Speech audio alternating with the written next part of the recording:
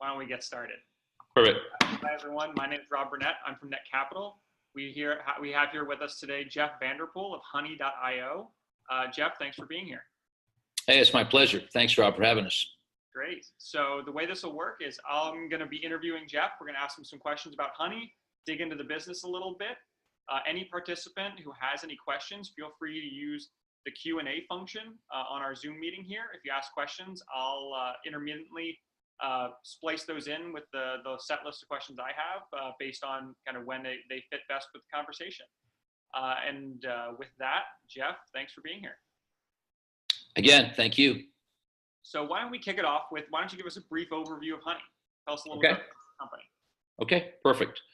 So Hunny is a curated social, or will be a curated social experience platform. It'll be offering highly targeted ads, deep discounts, and loyalty programs to all of its users. We intend to marry celebrities, influencers, and users onto one platform in a way no one's ever done before, and allow the user to be rewarded in a receipt of loyalty points for his data, his time spent on the site, e-commerce executed, all the above. And we'll get into the compelling value propositions for both influencers and celebrities to participate, but all of them are together on one platform. Great. And we can dive in, like I said, to all different parts of the business earlier, but Sure. To kick it off, why don't we tell us a little bit about the team you've assembled behind Hunny?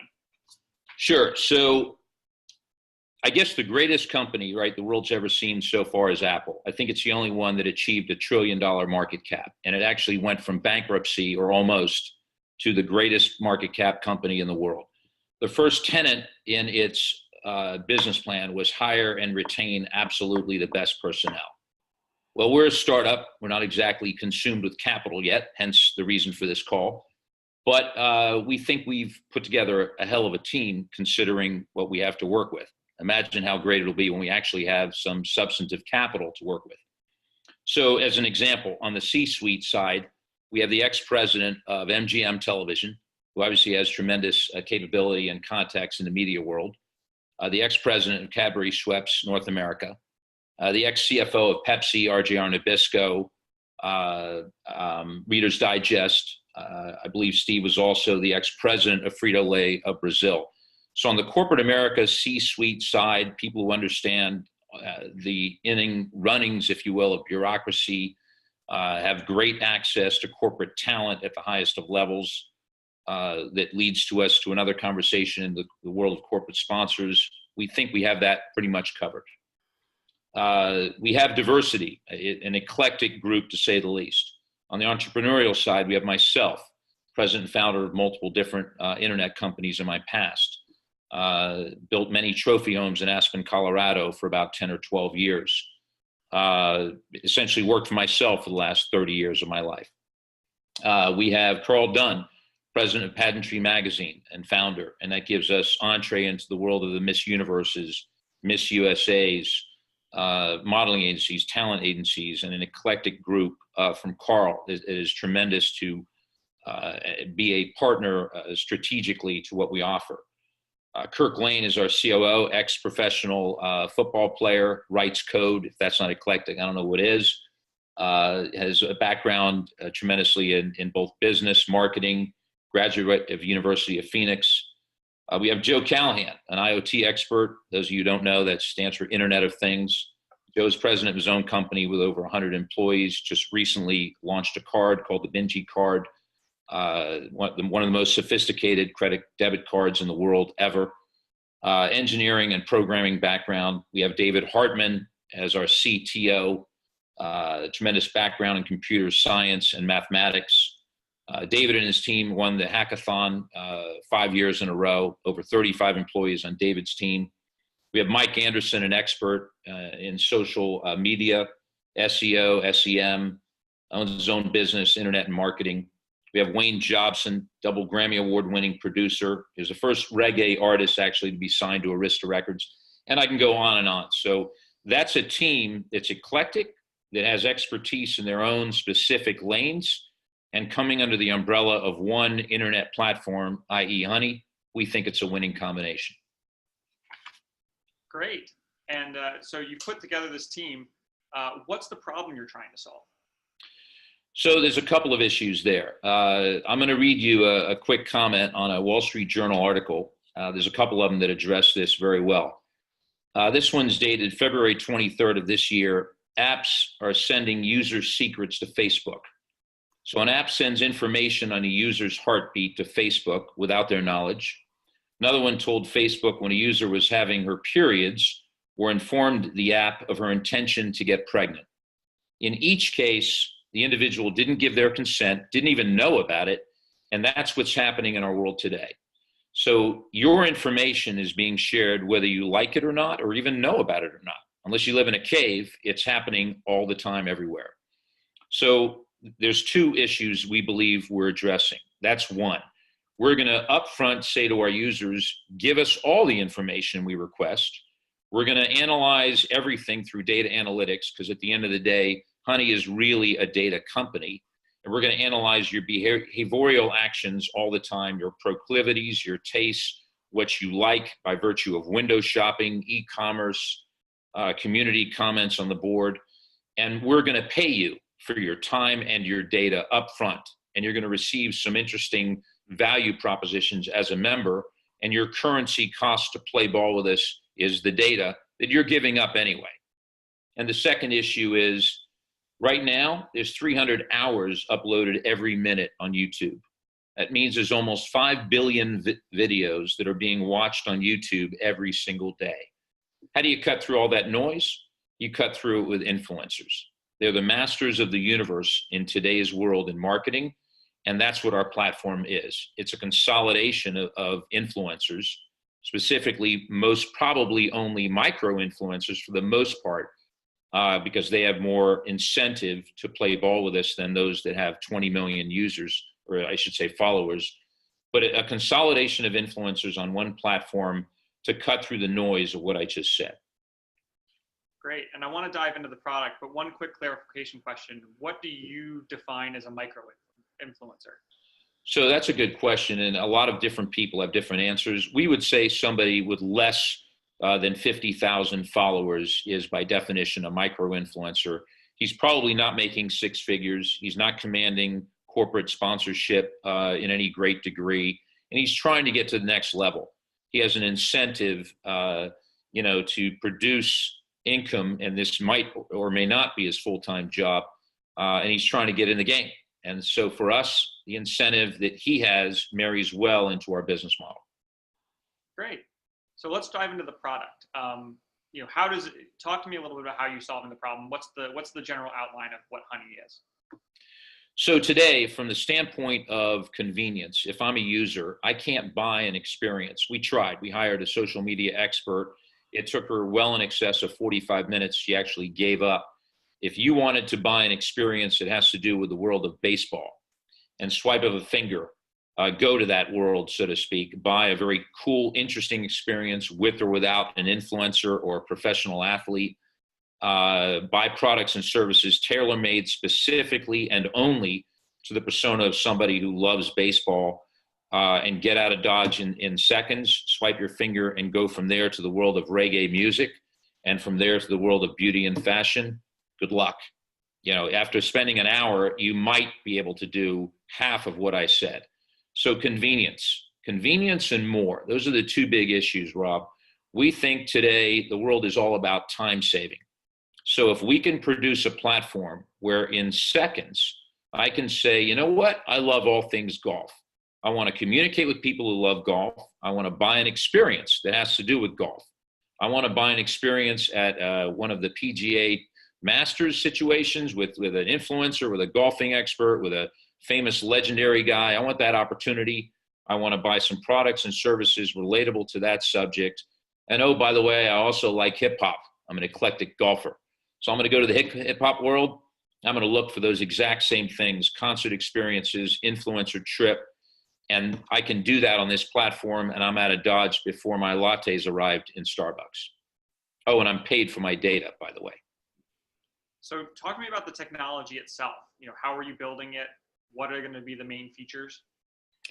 So the technology. So, okay, Honey will be establishing what we call conceptualized integrated networks. We're going to be AI driven, artificial intelligence. We're going to focus on both big data and deep data. The difference being big data, of course, just scrapes the top from a host of, God willing, my mouth to God's ear, millions and millions of people. Deep data gets into the definition of what that persona, that individual really is all about, the proclivities, what they like, and we believe equally important, what they don't like. That's important. So we're going to marry the two on a big data and deep data analytics play, and we're going to get that out of the user experiences, what the user does on our platform, how they window shop, how they communicate in the community boards, what they buy in actual e-commerce transactions. All of that gets compiled by us, by our experts with our algorithms, and we produce for them highly targeted, deep discounted ads on a daily basis that they'll be able to view and, of course, consume. And these ads will be personalized, targeted, and highly beneficial to the recipient. So the ad almost becomes the star of the show. In the technology, additionally, let me see, we're in the process of securing a deal with a company that has over 300,000 discounts on items throughout the US. We haven't memorialized it yet. That's on our side, not their side. These various items are going to be scrubbed to personalize them, to proactively present them to our audience on a daily basis. So that's going to be valuable. So if I like eating fine dining restaurants and somebody else wants fast food and someone else wants specifically only Italian, those specific discounted ads will be targeted and sent to those individuals on a daily basis, allowing them to participate in those offerings, and only the offerings that make sense to them. I think Laser Groupon meets eBay. That kind of gives you a quick example of that. Oh, one last thing on the two partners we're working with. So C-Right, I mentioned Joe Callahan. David Hartman, I mentioned Silver Logic. Both of them are our strategic technology partners, both equity owners. C-Right actually is taking a board seat, and they'll be the ones essentially creating the technology, the infrastructure. C-Right, the back end, let's call it the plumbing, the non-sexy stuff, the functionality requirements to do everything from a technology standpoint that I'm talking about from a commentary standpoint. Silver Logic, the UI UX piece, the skin, if you will, the front face, the part that actually interacts with our users. So with great technology partners, and we're expected to launch, Rob, if all goes well, we think we can by October of this year. Great. And for people who might not be familiar with those two partners, do you have any examples of things they've built in the past?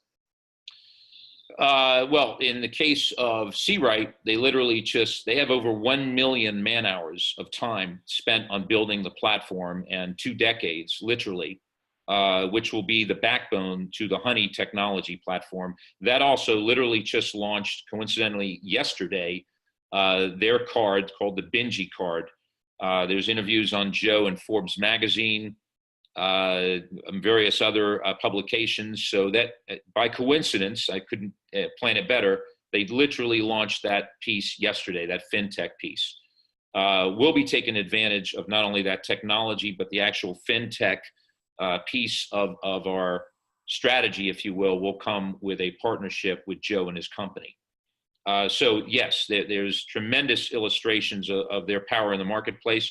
And with respect to David Hartman and Silver Logic, David's been a fixture here in South Florida for many, many years, worked with a multitude of startups, existing companies. I said they won the hackathon 5 years in a row. So we picked strategic partners that know their business very, very well. And they had to buy into our vision, because when you don't have capital, the currency of choice is stock, and both accepted that. All right. And so, you talk about a big data play and having a lot of people on the site. What's the plan once you launch to kind of increase your market share to get people to the site? So we think we have a unique way of capturing market share in an accelerated fashion.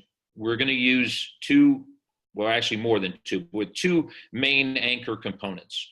One is the obvious. We mentioned we're a consolidation play of micro influencers. And influencers, by definition, we would presume influence. So when they come in, their micro universe of people, whether it's We have influencers already signed on board with us that have millions of followers, literally. And they've been paid zero, by the way, in cash. They're buying into the vision. They're buying into the long-term prospects of association. We have celebrities. We have NFL guys. We have polo athletes. We have, music artists. So we have an eclectic group of people that come under one umbrella with the sole purpose of lobbying their respective micro-universes in a activation campaign we will design that will be hopefully productive of bringing in Hunny members. We marry that philosophy to what? To go into what we call inorganic growth on a macro level. So today, so far, we have memorialized a deal with Being Latino. Okay, Being Latino is an example of who they are. They succeeded in being ranked second in terms of the most engaging branded posts on Facebook. So they're ahead of such companies as Warner Media, World Wrestling Entertainment, even IAC Interactive. They're a great partner to have. Our deal with them gives us the ability to lobby 5 million of their participants on a weekly basis in a posting situation with their arm around our shoulder. They are getting 5 to 7% engagement on their activation campaigns right now. We strategically have not yet activated that campaign. We're waiting to locate a Latino influencer that will resonate very highly with that crowd because we want to up the ante on the engagement ratio. We have a deal in agreement giving us the ability to actually lobby 17 million of their participants on a weekly basis. That one's not memorialized, the 5 is, the 17 is soon to follow. They are one example, Rob, of how we inorganically gain market share, because we'll marry that to the success, hopefully, of Pageantry Magazine with 4 to 6 million viewers, readers, if you will, online, interested in what? Obviously, in the pageantry world and all that entails. We're going to be tomorrow in Charlotte meeting with some NASCAR drivers and our ambassador into the NASCAR world. There's a few million participants there. Again, very eclectic world, different from pageantry. Couldn't be any more different. Very specific tastes that goes into a NASCAR fan, if you will. But that's all making sense underneath one umbrella. We marry NASCAR people to pageantry, to Being Latino, to Discover Card with 50 million cardholders. We're attempting to do a deal with them. That's very, very early stage, but you see the point. These are different organizations that have nothing whatsoever to do with each other, except for the fact that we can marry their respective cross-pollinational points, if you will, underneath the umbrella of Hunny. Because everybody loves sports or music or beauty and fashion. One of those categories appeals to somebody, and therefore you fit as a member underneath our umbrella. And circling back to what you're talking about, your micro influencers and the kind of organic growth side of things, can you talk to me a little bit about what those deals actually look like, and then why those micro influencers are attracted to working with you and memorializing those deals? Sure. So there's a lot of reasons why a micro influencer is going to want to participate with us. But let's think about what they're doing today. Their desire in this world is several things. One, if they've got 30,000 people in their universe that they're promoting, they're playing a piano, right? And they're making 50 grand a year from various sponsors. And by the way, micro influencers by statistics now have much more engagement ratio with their micro audience than macro do. So they're actually more coveted by corporate America than ever before. The micro influencer is coming into his own. He's being wooed, if you will. So we're going to allow that person an opportunity to log into one place instead of 50. We'll create a dashboard for them, if you will. They'll have access to our database to cross-pollinationally go over. So if I'm a micro influencer and I specialize in jumping rope, and there is one or two that do that, one of our former guys that we talked to had a couple of his buddies. They had 350,000 followers. I'm not making this up. Watch them jump rope. I kid you not. And they sell jump ropes. Hey, imagine that. And they make about $1 million a year doing that and selling corporate America on the concept, because those 350,000 fans, I guess they really love to jump rope. That's pretty cool. So when you're going to our bodybuilding lounge, if you will, guess what? You might see us proactively send you an ad for the jump rope dudes. And you can go watch them jump rope and buy their various product offerings. And all of a sudden, they're open to a massive universe of customers They didn't have access before Hunny came along. Also, these people are specialists in one thing, whatever that is, playing the piano, jump rope, whatever. They have no interest in being specialists in data analytics or artificial intelligence, or maybe even know what that means. That's where we come in. We're going to provide them data analytics on their micro universe and increase the monetization opportunities that they already have. So from their standpoint, at no cost to them, they've got the opportunity for a potential rev share situation, maybe owning some stock depending on their value proposition to us, certainly having cross-pollinational capability to increase their own micro universe. It's all upside, no downside. Great. So a quick reminder to all of our attendees, thanks for being here. If anyone has individual questions for Jeff, definitely feel free to use that Q&A function down at the bottom of your screen. So zooming out, Jeff, talk to me about the business model and how you plan to generate revenue for Hunny. Okay, so there's a lot of different ways we're making money here.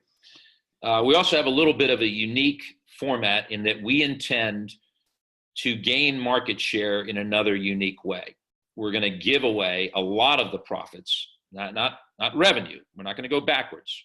Think of us as the casino, okay? We're going to give more than we might normally do for purposes of aggregation of market share in the beginning, because we want to get to 5 to 10 million users within 3 years of launch. That's our objective. We think if we can hit with the celebrity piece, with the various organizations that I've mentioned to you, we haven't approached AARP yet, or Walmart yet, or other big ones. Our first big one on the board that we're approaching now is extremely early stage, but it's in the game, if you will. And we certainly have others, pageantry and of course being Latino, I mentioned. So our goal is 5 to 10 million users, Rob. And as one way of making money is obvious, which is advertising on the site. So in the basketball lounge or the surfing lounge or monster trucks or football or baseball. So we're going to go from eclectic to mainstream sports, or for that matter, jazz music, reggae music. In those various lounges, there will be a corporate sponsor head, if you will, paying for the cyber real estate. And they're going to pay dearly for that if we have a lot of members with stickiness who consistently come to the site on a daily basis. There'll be subscription fees. So if I want more, if I want a VIP treatment, I want the ultimate concierge, I want backstage Instagram access to VIPs, influencers, possible celebrities, invite to premier parties Hunny will serve up, and so on, extra loyalty points as I'm navigating the site, great. Then I'm going to pay for that. $9.99 a month, minimum 6-month membership fee. There'll be rev share of products and services. So we're going to be offering, again, a potpourri of product line that'll be highly tailored, very specific. The person who's in love with golf is going to get a very different product line offering than the guy who loves baseball or NASCAR. It's going to be very, very relevant and compelling to them. There'll be money from experiences bought, obviously. So as I said, we're in Charlotte tomorrow. We'll also be discussing putting together VIP packages where individuals will be able to fly to the various NASCAR events around the country, get VIP status, Instagram experience, meet and greets, after parties. All that will be possible. You'll pay for that, or you'll be upgraded to it. Some people will actually win it by virtue of just shopping on the site. There's money from the data play. That's the big one. As we collect more and more data, as we develop more and more of a persona on you, the individual, here's the ultimate goal. And this is serious capital for us. So at some point in the future, our behavioral analytics have kicked in over a period of time, and we've developed the persona enough so we can put 1 million people in a basket and know with a 95% plus probability from empirical data, it's not subjective, excuse me, that those 1 million people will buy a GM car when it's time to buy a car. What's it worth to GM to advertise that basket of what we would call them laydowns in the sales world, or one call closes perhaps, or very high probability customers at some point? That's a valuable 1 million piece offering, if you will, and that's going to be expensive premium advertising to GM. Imagine the power if you could do that with 100 different advertisers. That comes from data analytics. That's the reason why data analytics companies get such high valuations, because advertisers are getting highly targeted recipients, if you will, and they're paying dearly for the privilege. And finally, licensing our situation to various brands, marketing companies, the dashboards, that all of that can be additional capital procurement centers for us.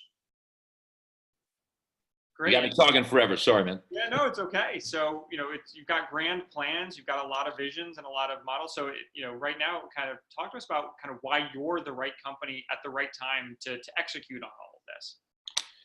So that's a good question. Right now, I'm going to give you some stats that are pretty interesting.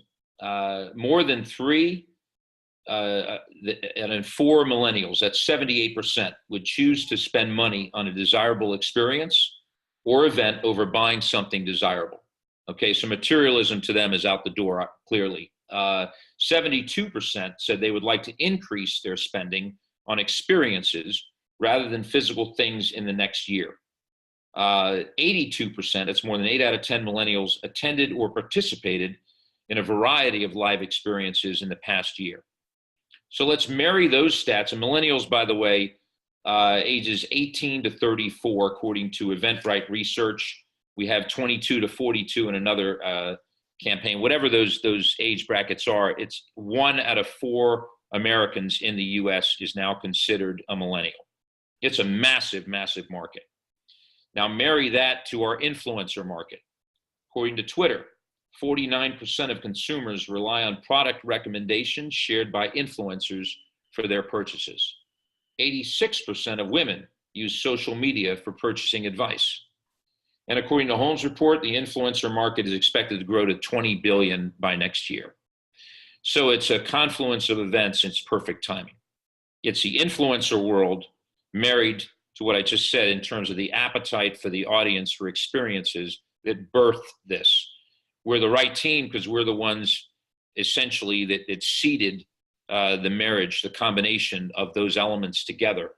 And we marry that to celebrities in a way no one's ever done, in a value user proposition, Rob, for users that no one's ever done, where we give the user such extraordinary, compelling value to come back to our site on a daily basis. We think that's the right ingredients for market share aggregation and then ultimately the IPO.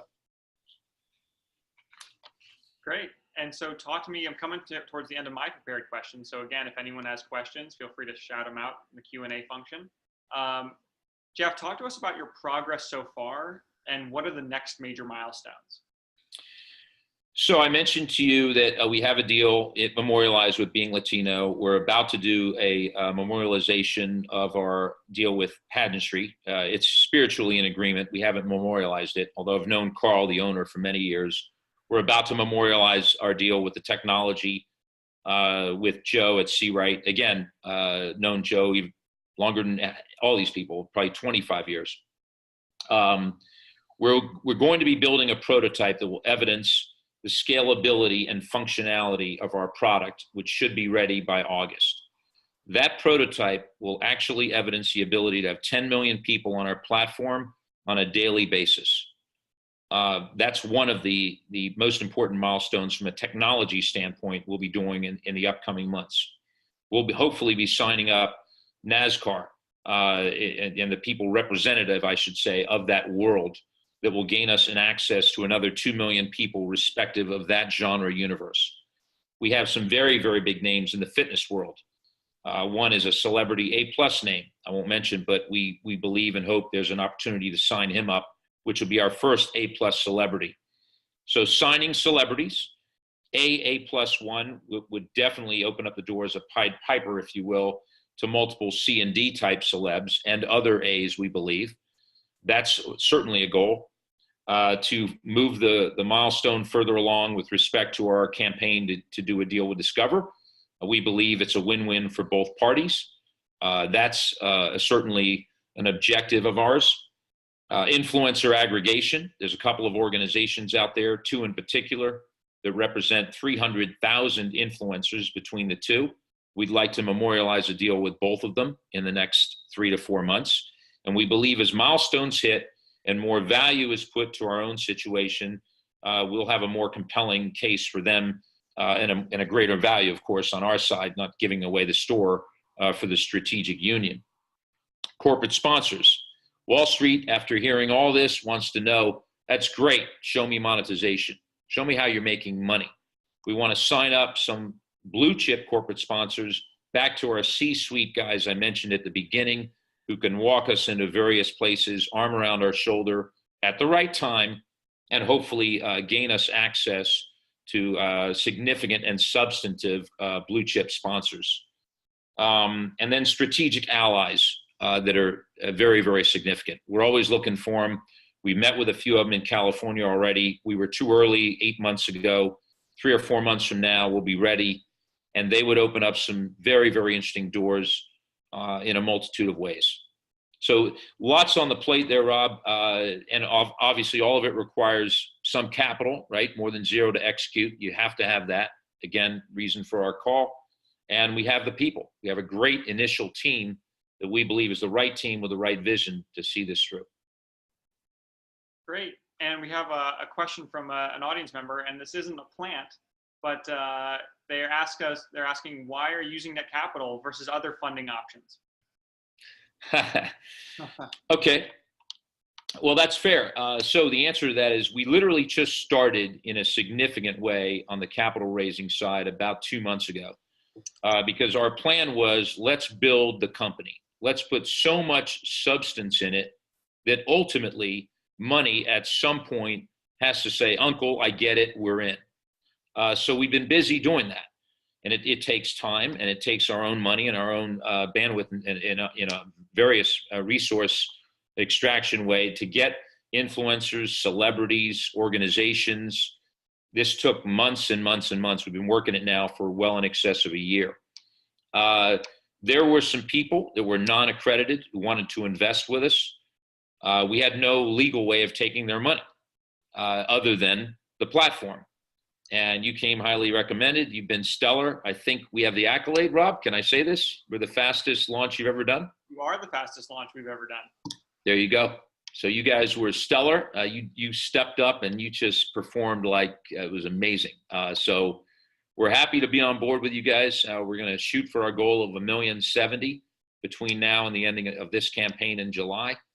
I think we got off to a decent start. We're flirting with about 80. Is that where we are right about now, Rob? Somewhere? A little over 75. And yeah, moving right along. We've there you go. A lot of momentum in the last week. And thanks, Stephen, for giving me a softball question. And another follow-up, what do you see as your competitors, and what's the biggest threat to success for Hunny? Yeah, so I think a lack of capital, I think we could all agree, is one of the elements that dooms many startups. So I think if somebody with substance comes to the table and sees an early success point from us, they're going to be faced with two options. They're going to want to buy us, or they're going to want to try and crush us. Now, I would argue there's enough out there. I just explained to you the appetite of millennials for experiences. I explained to you the world where we're going with influencers. They're the new masters of the universe. I have a friend at a blue chip company who's one of the top people in that company on the influencer marketing side. And they pay 7 figures to influencers and are increasing their budgets for paying influencers on a yearly basis by outstanding numbers every year. And that company is one company we all would know. They're indicative of corporate America. They're putting more and more of their budget to paying influencers because that's the future, right? Relevant marketing, if you will. So I think what the best answer is, first in market has some traction, not always guarantees success, we all know. But in our case, because of our inorganic growth campaigns with massive companies married to celebrities, God willing, A-plus celebrities, plural, and our micro-influencers under one umbrella, all lobbying for the same self-serving reason, all going to the same port on the same ship, that's a compelling reason for market share. And I think we're going to be worthy enough to face an acquisition number that would be interesting. And then it's a matter of the board saying, do we want to accept it, or do we want to do our own IPO? And maybe we'll buy you. I don't know. So that's always a nice option to have. Who's our direct competitor in something like this? You could make a case that any of the high-profile data analytics companies that are social media-oriented, Facebook, Twitter, and maybe even the ones that aren't so relevant these days, Yahoo, that want to be more relevant, could be seeing us as a way to capture market share and become more relevant in their space. So that's a subjective answer to that question. We spent a lot of time brainstorming it ourselves, and quite frankly, we think we're in a good place. Great. Well, we're coming towards the end of our time. If any attendee has any additional questions, please try and get them in now. But Jeff, as we wrap up, any final parting thoughts for potential investors? Well, I would just, this is extreme risk, right? I'm always about, disclosing that. You know that, Rob. We've talked a few times. But in our case, I would say it's risk with the other side of the coin that is consummate to that, which has massive reward if we're successful in executing the vision we think we have. The risk is you're walking into Vegas. The money's on the table. It's gone the minute you put it on the table. Whether that's $1,000, $500,000. That's what I would say to an investor before you invest. It's gone. You're done. You don't need it. That being said, we'll fight to the death. We have the eye of the tiger. We live it. We breathe it. This is 7 days a week for me. It's my life, not a deal to me. It's a deal to you, Mr. Investor, not a deal to me. This is it. So I think we have something very special. I think we've got the right team around us to execute, and certainly the right timing in the marketplace. And if we can hit a minimum of 500,000 to 3 million users on our platform by the first quarter of 2020, I think we're poised to see a valuation that's a very interesting, what I call internet valuation, as early as 21 or 22. And that, in my opinion, would justify the risk. But that's my biased opinion. So. Great. Well, Jeff, thanks for taking the time to be with us today. Thanks to all the attendees. If anyone has additional questions about Netcapital, you're welcome to reach out to me directly at rob.burnett@netcapital.com. My email information is in the sign up. If you have need more information about Hunny, feel free to check out their offering page on Netcapital's website. And if you have additional questions, you can ask us questions on their discussion board. And if you want to invest, you can click the invest button on their offering page. Oh, looks like we might have had one person throw a question in. Is there a link for this video? Yes. We will set, through your invite, you'll get a link to this recording, and we're also going to post it on YouTube, and we'll send it out. So you can keep an eye and share this video later, or rewatch it if you want to. And with that, Jeff, thanks for being here. All right. Well, thank you. Thanks, everybody. Appreciate your time. Have a great day. You too.